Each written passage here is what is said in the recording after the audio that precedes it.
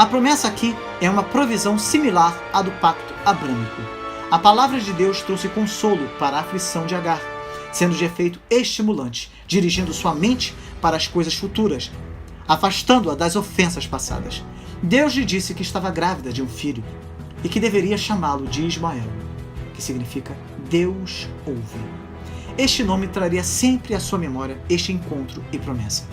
Os intérpretes judeus observavam que 6 pessoas receberam nomes da parte de Deus antes mesmo de nascerem: Isaac, Ismael, Moisés, Salomão, Josias e o Messias. E o Novo Testamento, é claro, ajunta João Batista.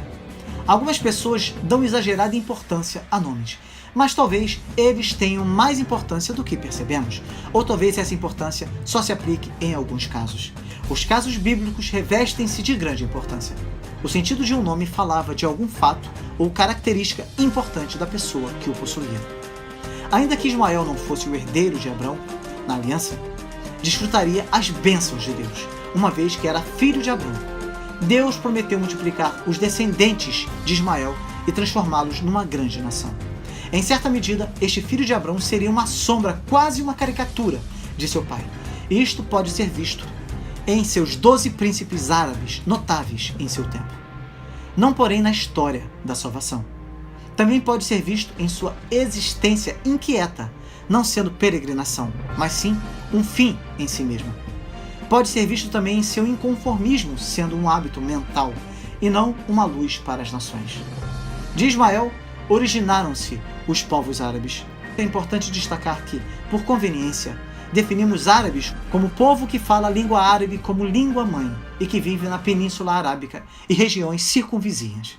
Hoje existem diferentes tipos de etnias dentro da região árabe. Algumas nações tornaram-se árabes, pois foram arabizadas, como o Sudão e Somália. Outros realmente descendem das linhagens dos antepassados. Flávio Joséfo, um historiador judeu, declara que Ismael é pai da nação árabe, conforme creem os árabes.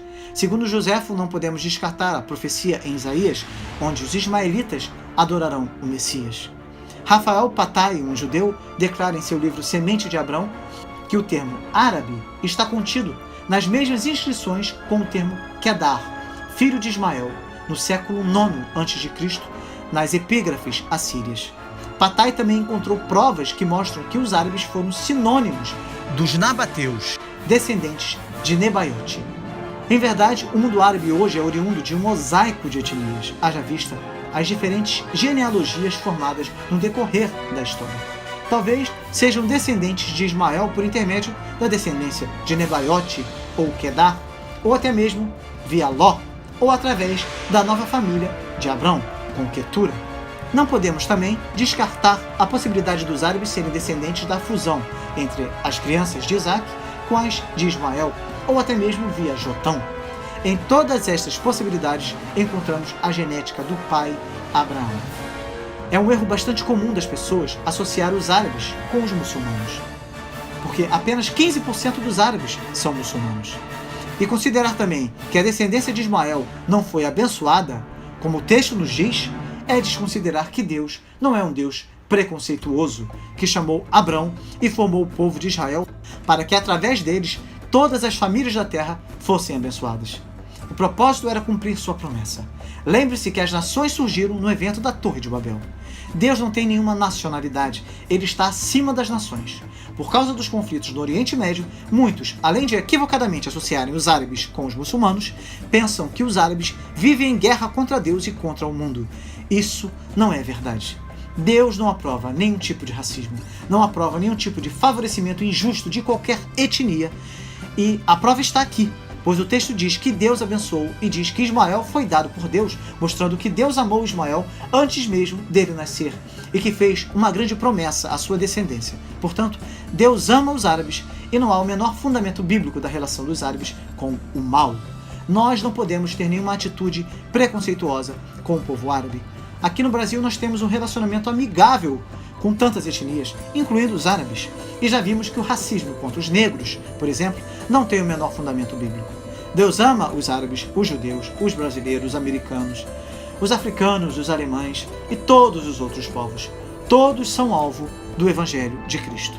É muito importante destacar que tanto as nações árabes quanto Israel são descendentes diretos de Abraão. Mas o ódio que se origina neste capítulo 16 de Gênesis, através de todos os conflitos familiares, tem persistido até os nossos dias. O texto nos diz que Ismael seria como um jumento selvagem, uma descrição não muito lisonjeira. Ela o identificava com o deserto onde viveu, o deserto da Arábia, um lugar tão difícil de viver que é o bastante para fazer um homem ali perdido quase enlouquecer. Isso também identificava sua grande habilidade como flecheiro. Também revelava sua natureza independente e belicosa. A sua mão seria contra todos. Os intermináveis conflitos tribais e então guerras, que o povo chama de guerras santas, têm confirmado essa predição. Seria um homem odiado, habitando fronteiro a todos os seus irmãos, ou diante da face de todos os seus irmãos. Isso pode significar tanto localização como hostilidade. Literalmente, a face de todos os seus irmãos, ou contra a face de todos os seus irmãos, como vizinhos que vivem de frente um para o outro. Isso tem sido confirmado, mostrando que a Bíblia antecipou esse ambiente que temos no Oriente Médio hoje em dia. Segundo o Rabino Rashi, o sentido dessas palavras é que os descendentes de Ismael multiplicar-se-iam em tão grande número que se espalhariam ao ponto de atingirem as fronteiras de todos os seus irmãos.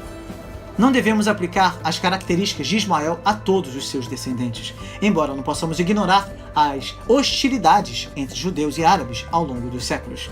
As nações árabes são povos independentes que habitam nas terras do deserto e resistem à intromissão de outras nações, especialmente Israel e seus aliados. Algo interessante e digno de nota é o fato de que o bisneto de Sara, José, bem mais tarde, foi conduzido ao Egito pelos ismaelitas. Contudo, em meio a todos os entrelaces próprios do relacionamento humano, a misericórdia divina operou e não pôde falhar.